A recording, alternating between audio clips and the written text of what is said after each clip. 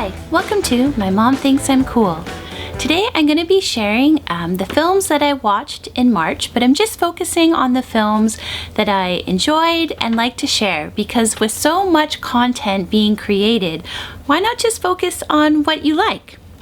So first up, I kicked off the month of March with watching Mothra, and I have this Eureka Masters of Cinema edition, and I just really enjoy Mothra. I like the kaiju of Mothra because I like that spiritual element that comes with the character, so very fun and really enjoyed it. And once you're done watching Mothra, as you may already know, you will definitely have the Mothra theme song stuck in your head for pretty much the rest of the month. Next up, I watched Love Affair with Irene Dunne and Charles Boyer, and this is the Criterion edition. Now, my honey bunny had never seen Love Affair or any of the remakes, so it was kind of fun to watch this storyline with someone who had never come across it, because they were really surprised by the turn that the story took, which I found sort of amusing to watch. But I really like this story. I love An Affair to Remember. I also really like the Love Affair with Warren Beatty and Annette Bening, and the one with Irene Dunne. And what's interesting is I find they are all subtly different, and a lot of it relies on what kind of chemistry the two lead stars have. So I was really happy I got this once when Criterion had one of their sales. Next, I spent a weekend in March revisiting all the newer Planet of the Apes. I was reading about how they're making a fourth one, and I just really wanted to revisit them.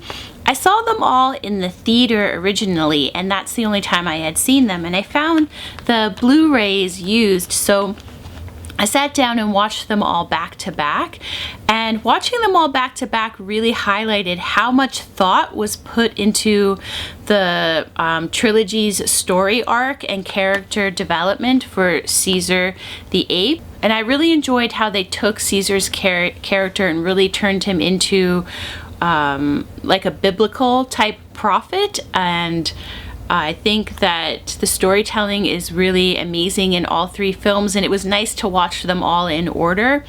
I also had really forgotten, because it'd been so long ago, how upsetting the first Planet of the Apes is, the first half of the film. It's, or I should say Rise of the Planet of the Apes. I found it like sad and hard to get through. I forgot how much it really focuses in on what we do to animals. So again, overall, I really enjoyed this trilogy. I think it's a really strong trilogy, and I'm curious to see with what they're going to do with the fourth film that they're working on now.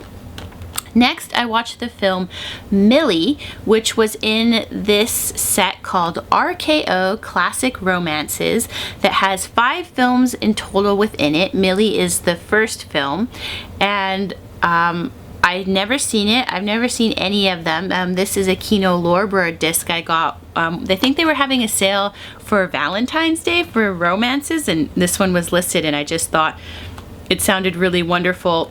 And Millie features a small role played by Joan Blondell, who is always a joy to see in a film. The film itself tells the tale of a woman who's jilted by more than one man in her life, and how that changes her character. And I really enjoyed it. It was really nice and short and fun. And again, Joan Blondell was wonderful in it. So I'm looking forward to watching the other 5 in this collection. Again, it's RKO Classic Romances. Next up, I watched Top Gun Maverick, picked it up on Blu-ray. It's the only film from last year so far that I have felt that I actually wanted to fully own. I think most people have probably seen it, and the movie speaks for itself.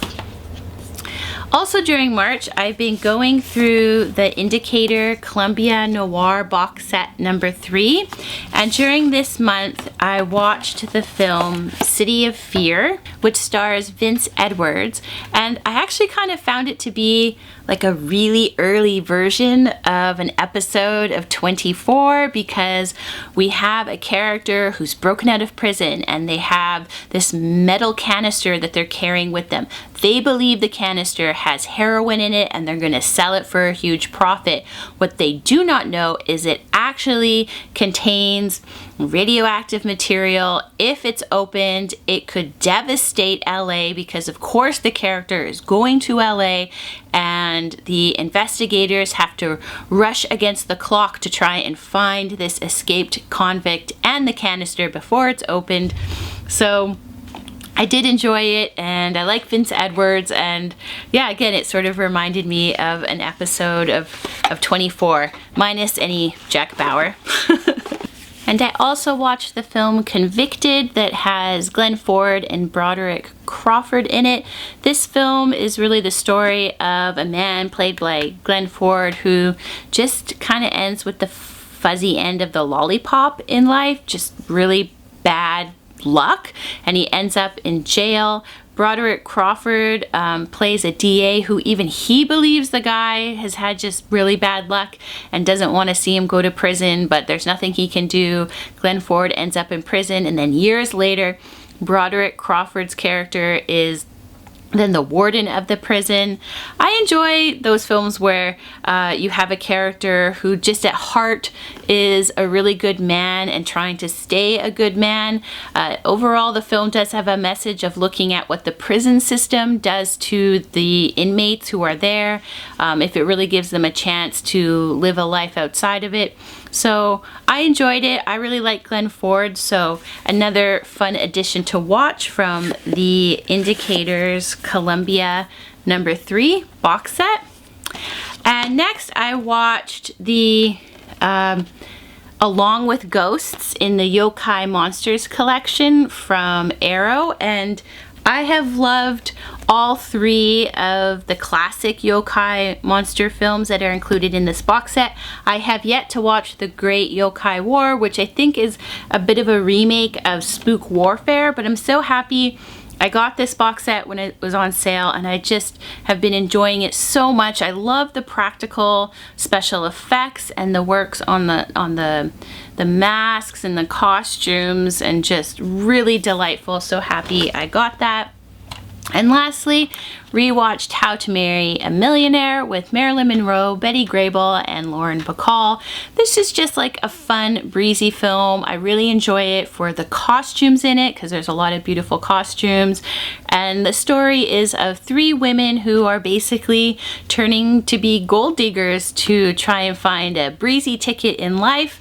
Does that end up happening? You'll have to watch to check it out. I especially like Betty Grable and Marilyn Monroe's performances within the film, but you know, overall it was just sort of like a fun, breezy film to watch. So those were some of the movies I watched in March. Have you seen any of them? Do you enjoy any of them? What's some things you really loved during the month of March? Please leave in the comments below. Thanks so much for spending time with My Mom Thinks I'm Cool.